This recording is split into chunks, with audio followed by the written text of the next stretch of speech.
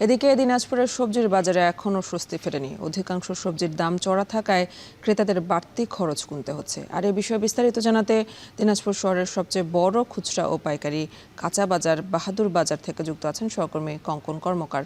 কঙ্কন, কোন সবজির দাম কেমন দেখছেন আর ক্রেতা বিক্রেতারা কি বলছেন?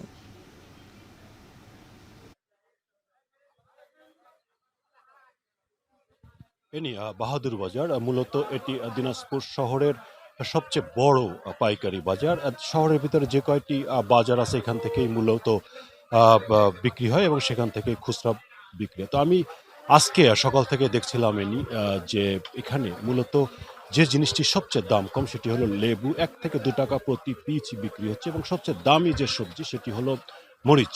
গতকালকে আমি দেখেছি এখানে মরিচ ১৬০ থেকে ২০০ টাকা, কিন্তু আজকে মরিচ এখানে বিক্রি হচ্ছে পাইকারি বাজারে ২৮০ থেকে ৩২০ টাকা প্রতি কেজি, অর্থাৎ এক লাফেই কিন্তু মরিচের দাম বলা যায় যে ডবল। সকালে দেখছিলাম যে খুচরা বাজারে কিন্তু এই ৩২০ টাকার যে মরিচ সেটা কিন্তু বিক্রি হচ্ছে প্রায় ৩৫০ টাকা এবং ২৮০ যেটা মরিচ সেটা ৩০০ টাকায় বিক্রি হচ্ছে। দুটারই কিন্তু যদি বলি যে কোয়ালিটিতে অনেক তারতম্য আছে। এর বাইরে যদি বলি যে আপনি জানেন যে আলু যে দামটি সেটি কিন্তু মূলত অপরিবর্তিত অবস্থায় আছে, অর্থাৎ ২৫ থেকে ৩০ টাকার ভিতরে কিন্তু সব ধরনের আলু বিক্রি হচ্ছে। পটলের দামটা কিন্তু অনেকটা বেড়েছে।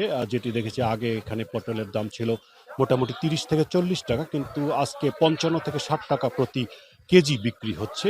আর শসার যে দামটি যদি বলি, শসার দামটা কিন্তু অনেকটাই কমেছে।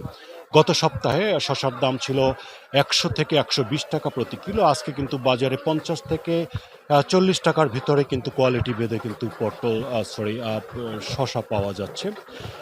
যেটি বলছিলাম যে আপনার এই সবজির যে এই দামের যে অবস্থাটা, এটি মূলত এই যে আবহাওয়ার যে বিরূপ প্রভাব সেটির কারণেই মূলত কৃষকরা বলছেন, যেটি তারা বলছেন যে এই অতিবৃষ্টি, অনাবৃষ্টি, কোথাও বন্যা, কোথাও খরা, এই কারণেই মূলত এই দামের পরিবর্তনটা এসেছে। বিশেষ করে বিশেষ প্রভাব পড়েছে মরিচের উপরে। মরিচ গাছ কিন্তু বৃষ্টির কারণে টিকিয়ে রাখা যাচ্ছে না এবং টিকে থাকলেও কিন্তু সেই গাছে কিন্তু মরিচের উৎপাদনটা কম হচ্ছে, যার প্রভাবটা কিন্তু বাজারে পড়েছে। তো কৃষকরা বলছেন যে অবস্থা এরকম থাকলে সামনে হয়তো আরও দাম বাড়তে পারে। তো এই ছিল দিনাজপুরের কাঁচা বাজার থেকে সর্বশেষ খবর। দিনাজপুরের কাঁচা বাজারের খবর জানাচ্ছিলেন সহকর্মী কঙ্কন কর্মকার।